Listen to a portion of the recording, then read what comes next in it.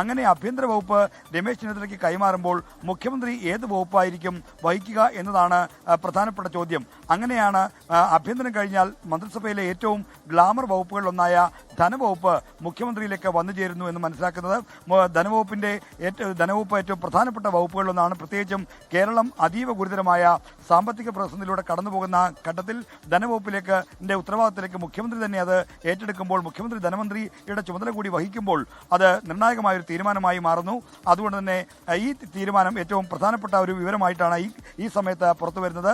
ധനമന്ത്രി എന്ന നിലയിലുള്ള ധനവകുപ്പുമായി ബന്ധപ്പെട്ട കാര്യങ്ങളിൽ ഏറെ പ്രാവീണ്യമുള്ള ആൾ കൂടിയാണ് നിയുക്ത മുഖ്യമന്ത്രി വി ഡി സതീശൻ. നേരത്തെ ധനപരമായ വിഷയങ്ങളിൽ നിയമസഭയിൽ ഏറ്റവും ശ്രദ്ധേയമായ ഇടപെടലുകൾ നടത്തുകയും സംവാദങ്ങളിൽ ഏറ്റവും മൂർച്ചയേറിയ നിലപാടുകളും പുതിയ പുതിയ റെവലേഷൻസ് നടത്തുന്ന ആളായിരുന്നു ഈ സതീശൻ. അതുകൊണ്ട് തന്നെ അദ്ദേഹത്തിന് ഈ വകുപ്പിൽ മികച്ച രീതിയിൽ പ്രവർത്തിക്കാൻ കഴിയുമെന്ന ആത്മവിശ്വാസവുമുണ്ട്. അതുകൊണ്ടാണ് ധനവകുപ്പ് അദ്ദേഹം ഏറ്റെടുക്കുന്ന വിവരമാണ് ഈ ഘട്ടത്തിൽ പുറത്തു വരുന്നത്. ഇതോടൊപ്പം മന്ത്രിസഭാ രൂപീകരണമായി പുറത്തുവരുന്ന മറ്റൊരു വിവരം, കോൺഗ്രസിൽ നിന്ന് ബിന്ദു കൃഷ്ണ ഈ മന്ത്രിസ്ഥാനം ഉറപ്പിക്കുകയാണ്. കൊല്ലത്ത് നിന്ന് ആദ്യമായി വിജയിച്ച് മന്ത്രിസഭയിലെത്തുന്ന ബിന്ദു കൃഷ്ണ മന്ത്രിസഭയിൽ ഉണ്ടാകുമെന്ന് ഇപ്പോൾ ഉറപ്പിക്കുന്നു. അങ്ങനെ ഇപ്പോൾ 7 പേർ എന്ന നിലയിലേക്ക് മന്ത്രിസ്ഥാനം ഉറപ്പിച്ചവരുടെ പേരുകൾ മാറുകയാണ്.